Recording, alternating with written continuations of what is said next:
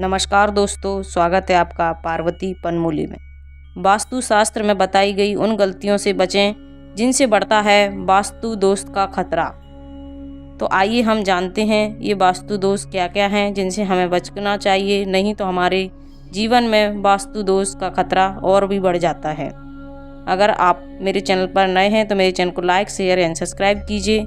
और आइए हम जानते हैं।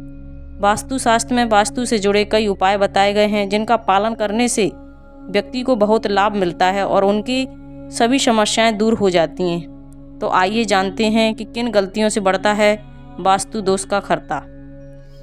वास्तु शास्त्र में घर से संबंधित कई उपाय बताए गए हैं जिनका पालन करने से व्यक्ति को वास्तु दोष से मुक्ति मिलती है, लेकिन इनके साथ इसमें कुछ कार्यों का भी उल्लेख किया गया है जिन्हें करने से व्यक्ति के जीवन पर नेगेटिव प्रभाव पड़ता है और वास्तु दोष का भय बढ़ जाता है। बता दें कि वास्तु दोष के कारण आर्थिक, शारीरिक तथा मानसिक तौर पर समस्याओं का सामना करना पड़ सकता है।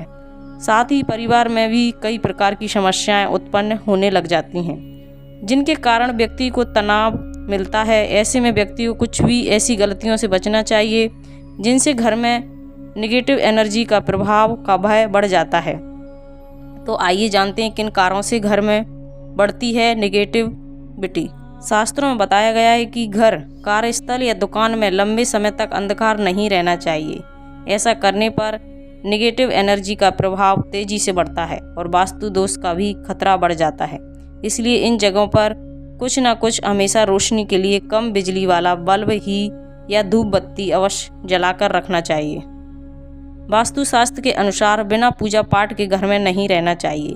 माना जाता है रोजाना घर में मंत्रों का उच्चारण भी होना चाहिए। इन नियमों का पालन नहीं करने पर नेगेटिव एनर्जी का प्रभाव बढ़ने लगता है और व्यक्ति को वास्तु दोष का सामना करना पड़ता है। वास्तु शास्त्र में यह भी बताया गया है कि व्यक्ति को रात के समय ज़्यादा सुगंध वाली चीज़ों का प्रयोग नहीं करना चाहिए, या करें तो कम से कम ही करें। ऐसा इसलिए क्योंकि इससे नेगेटिव शक्तियाँ तेज़ी से आकर्षित होती हैं और वास्तु दोष का खतरा बढ़ जाता है। घर में आते ही व्यक्ति यदि तनाव से ग्रसित या भ्रमित महसूस करता है तो यह वास्तु दोष का संकेत हो सकता है। इसलिए रोज़ सुबह और संध्या काल में घंटी व शंख का वादन अवश्य करें। ऐसा करने से आपको जल्द ही सकारात्मक बदलाव देखने को मिल जाएंगे। वास्तु शास्त्र में यह भी बताया गया है कि शुद्धता के कारण वास्तु दोष का खतरा टल जाता है। इसलिए स्वयं के साथ साथ घर को भी हर समय साफ सुथरा रखें, अन्यथा नेगेटिव एनर्जी व्यक्ति या उसके परिवार पर हावी हो जाती हैं। घर में यदि हर समय तनाव की स्थिति बनी रहती है और परिवार का कोई न कोई सदस्य समय समय पर बीमार पड़ता है तो यह वास्तु दोष के कारण ही हो सकता है। इसलिए घर में धार्मिक कार्यों श्रद्धापूर्वक संपन्न करें और हर समय सतर्क रहें।